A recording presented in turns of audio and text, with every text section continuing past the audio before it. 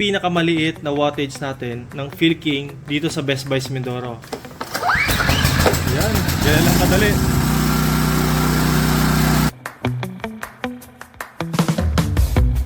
Mga Best Buy, silipin nyo yung ating Philking PK17. Pinakamaliit na wattage natin ng Philking dito sa Best Buy Mindoro. Isa lang yung kanyang AC output na 220. Meron siyang load indicator output. Yung kanyang switch para sa ignition, on and off. Tapos grounding niya. Ito naman yung kanyang breakers ng AC at saka DC. Mga sticker warnings. Nandito naman sa gilid niya yung kanyang recoil starter. Wala tong electric start. Basic na basic lang ito. Ito naman sa taas mga Best Buy yung kanyang lagayan ng gasolina. Ang laman ng tangke nito ay 4 liters. Ang kagandahan dito, plastic na rin mga Best Buy. Tabi ng dagat kayo, walang problema sa tangke nito. Dito naman sa taas din, makikita natin yung ating access spark plug. Napakaliit lang nito mga Best Buy, pero 20 kilos ito. Mas mabigat pa ito sa ating Philking 23i. Makikita nyo naman sa gilid yung mga ventilations niya.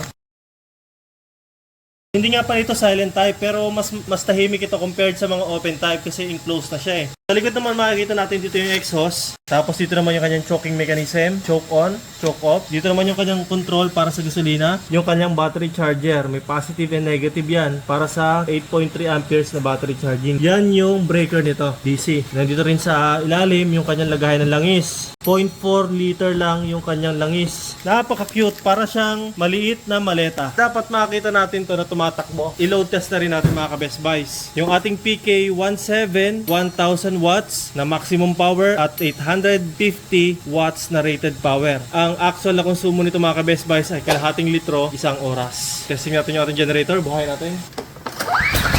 Yan, ganyan lang kadali. So kahit pa ba ay kaya-kaya din buhayin itong mga ka-Best Buys.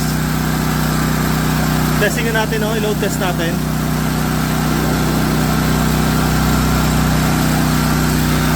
Gamitan natin ng power tools, yung ating grinder. Kita mo yan? Small but terrible. Ito po ay 750 watt Inco na grinder. Kaya kung mga electric fan, ilaw, TV, at mga basic appliances, basic charging ng cellphone, kayang-kaya nitong i-power up. Patayin natin mga ka-Best Buys. Cute, di ba mga ka-Best Buys? So ito nga pala, ang warranty nito is 2 months. Regardless kung gaano mo katagal siya gamitin, 10 to 12 hours. Ito yung pinakamatagal na warranty na may offer ang Best Buy Mindoro. Kasi nga wala siyang digital display mga ka-Best Buys.